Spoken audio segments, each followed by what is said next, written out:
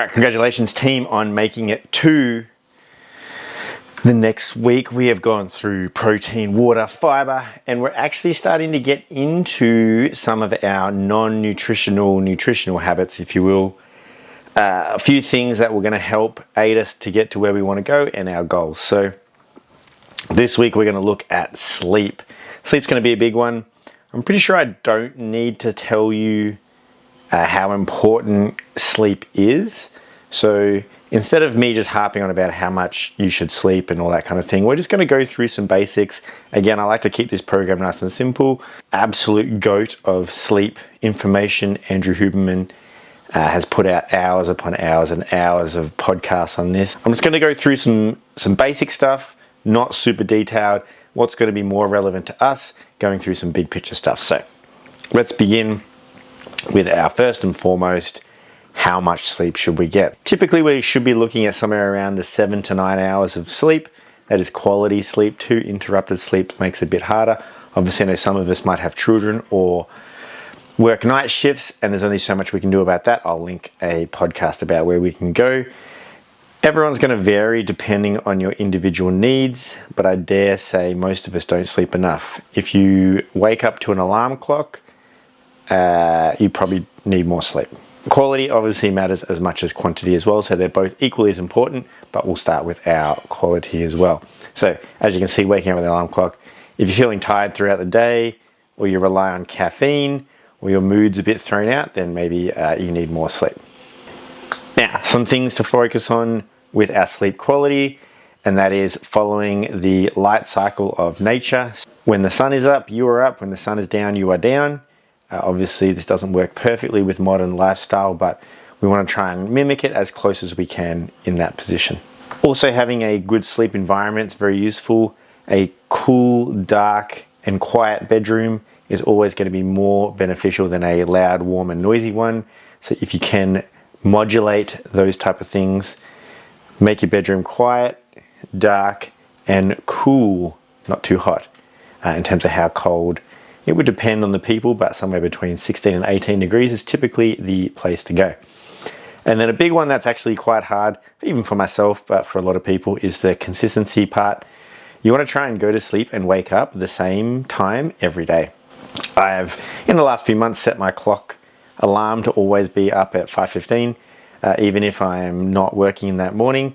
It just kind of gets me, it makes it easier when I do have to wake up in the morning and stops me from being tired on those days that I have to get up early. So pick yourself a start and a bedtime and a wake time, and try and stick to that just for this week.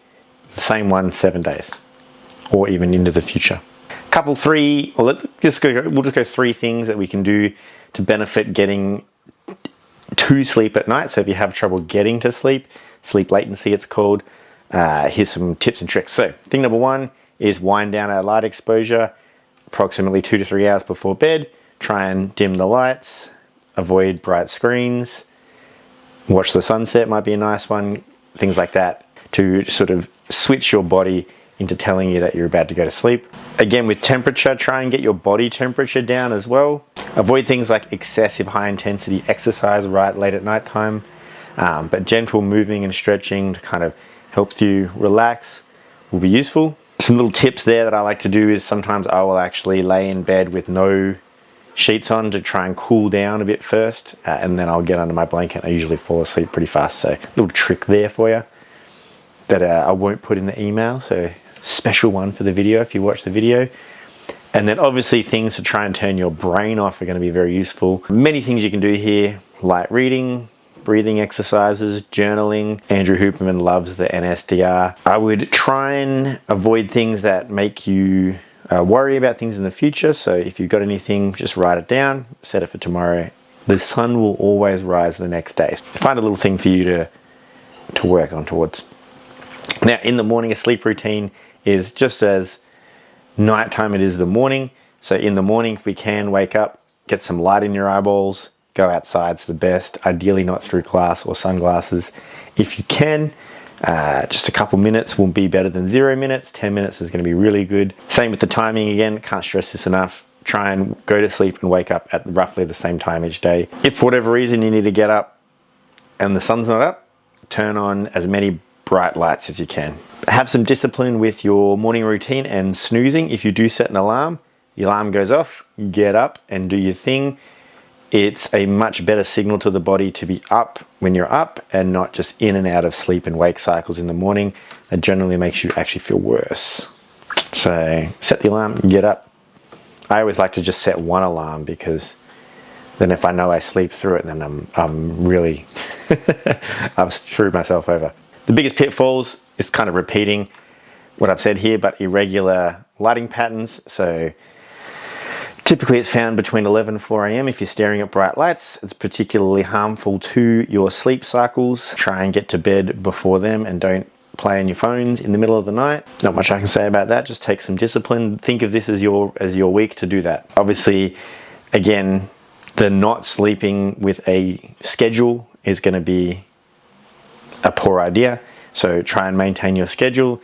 If you're getting up at 10 o'clock one day and 5 a.m. the next day, that's actually going to throw out your sleep schedule a little bit. So try and pick a time that works for both days. And then also not a great thing to do is rely on sleep aids. So things like melatonin or some sleeping drugs or things like that. They are generally masking an underlying problem.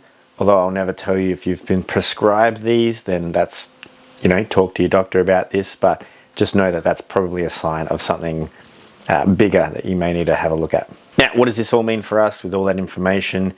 I've picked 2 things that I want you to do that are very actionable, that I think will be very beneficial and a nice, easy way to introduce this for the week for you guys moving forward.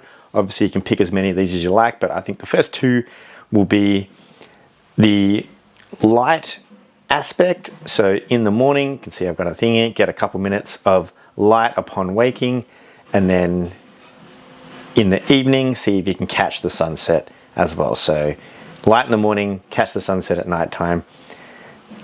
Keep it as easy as 2 minutes in the morning. That'll be our first step. You can catch the sunset even better. That'd be pretty good. What time's sunset? Hey Siri, what time is sunset and sunrise? So currently sunrise is about 6 a.m. and sunset's about 8:15. So see if you can catch those 2. That'd be pretty cool. And then the other one we want to do, so if we can get those 2 dialed in and you want a bonus, we'll go the temperature drop. Getting to sleep quicker and being cool while I sleep is going to be pretty good. So set the bedroom between 18 and 20. I like it a little bit cooler. Women usually like it a little bit warmer, but that's neither here nor there. See if you can dump some heat before bed. So either have a warm shower or bath maybe an hour to 2 hours before bed. That might sound counterintuitive, but as you heat yourself up and then get out, your body will try and dump more heat and will cool you down. Similar to just laying in bed getting cold. It's just a much more pleasant way to do it. If you can, warm shower approximately 90 minutes before bed. Try and dump some heat, and then also get our sunlight. They're going to be our 2 action steps. Sleep's a bit of a tricky one to track. Obviously you can track it with some wearables and things like that, but here's a few pointers that you might want to add in just for yourself. I've got, can you wake without an alarm? Are you dumping energy or having energy dips throughout the day? That makes it very difficult. Are you out of focus during the day? That's making it hard to concentrate. You need more sleep or less sleep. And how much are you relying on stimulants? So if you're nailing 7 coffees a day and then you just up your sleep hygiene and consistency, can we get down to 3? Then that will be a benefit for us. That's going to be a personal one though. So feel free to throw that in your groups. Now, just to reiterate here, this actually may take a little bit of time. So I recommend this one being an ongoing process, but expect first and second weeks that there may be some resistance personally to this. So just stick with it. Use this motivation, use this time. After a week or 2, maybe even 3 or 4, if your sequences are really bad out, you'll definitely start to notice some improvements.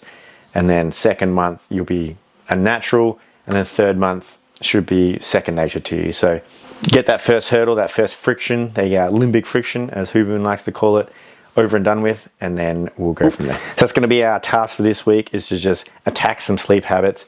If you are perfect in all of these things already, then I just recommend keep going to your other sleep habits.